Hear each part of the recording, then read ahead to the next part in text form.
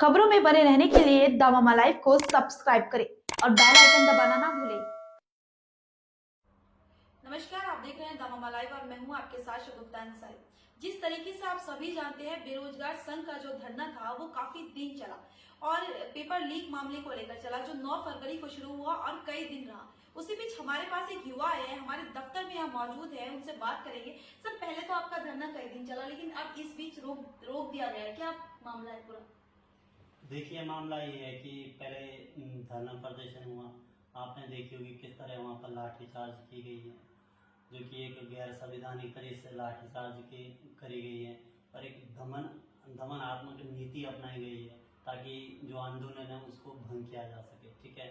और दूसरी बात ये है कि जो भी हमारे आंदोलन करता थे उन पर धारा लगा दी गई है ताकि वो आंदोलन नहीं कर सके। तो इस तरह से इन्होंने आंदोलन को दबा दिया है। हमारे तो सिर्फ एक ही मांग है कि सीबीआई की जांच करो, बाकी हमारी कोई मांग नहीं है। तो जो मांग की बात कर रहे हैं, पहली मांग आपकी ये थी कि बॉबी जी हैं जो उनको रिहा किया जाए, उनको रिहा कर दिया है। दूसरी मांग आपकी थी कि सीबीआई जांच हो, जिस पर धामी जी ने निर्देश दिया है कि सीबीआई जांच सारे पेपर होने के बाद होगी। तो उस पर क्या कहेंगे? देखिए, धामी जी ने कहा कि सीबीआई की जांच हम करेंगे जब पेपर हो जाएंगे। ठीक है। अगर आप तब सीबीआई की जांच करेंगे जब पेपर वो हो जाएंगे तो उसका क्या फायदा? अगर उसके बाद दोबारा से पुनः शिकायत आ गई, फिर आप उसे रिजेक्ट करोगे, फिर दोबारा पेपर करोगे, फिर तो आपको ये ऐसे भी 18, 19, 20 की भर्ती है, अभी तक क्लियर नहीं हुई, 23 चल रहा है। तो धामी जी कहते हैं कि अगर सीबीआई की जांच होती है तो 6 से 7 साल लग जाते हैं। मैं कहता हूँ धामी जी से, मान्यवर साहब जी से, कि अगर किस आर्टिकल, किस अधिनियम में, किस अनुसूची में ये लिखा गया कि अगर सीबीआई जिस राज्य में जाती है कि 7 से 8 साल लग जाते हैं। सीबीआई तो एक अपने आप में गैर संवैधानिक बॉडी है, वो खुद अपना काम करती है। तो क्या है, सीबीआई जांच को तो बोल दिया है, लेकिन अब जो उसका टाइम बताया जा रहा है वो 5 से 7 साल का है।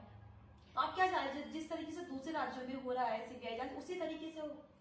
एब्सोल्युटली उसी तरह से होना चाहिए, क्योंकि देखा होगा आपने कि दूसरे राज्य में सीधी बात है कि दूसरे राज्यों में जहां पर बीजेपी नहीं है वहां पर तुरंत सीबीआई की जांच हो जाती है। और जैसे आपने अभी हिमाचल में देखा, हिमाचल में उनकी बीजेपी की कोई भी सरकार नहीं है तो वहां पर सीबीआई जांच चल रही है।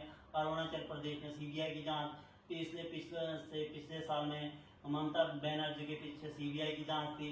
और क्या कहते हैं आप, अभी लेटेस्ट मामला भी दिल्ली सरकार में आपने देखा है, डिप्टी सीएम को अरेस्ट कर लिया सीबीआई के थ्रू।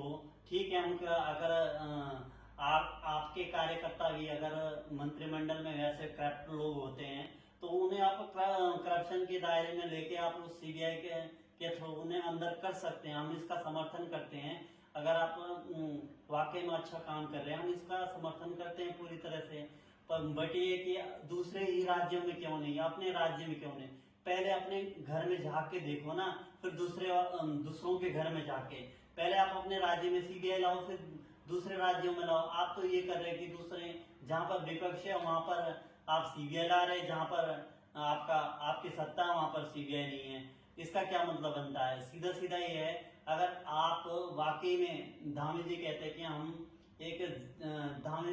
कि हमारा एक जीरो टॉलरेंस पर हम काम करते हैं, और पूर्व सीएम का भी कहना था कि हम जीरो टॉलरेंस पर काम करते हैं। जीरो टॉलरेंस का मतलब है कि अगर आप निष्पक्षपूर्ण से काम कर रहे हैं, जितने व्यय में हमने खर्च करा है, तो आपको इसमें क्या दिक्कत हो रही है? सीबीआई की जांच कराओ।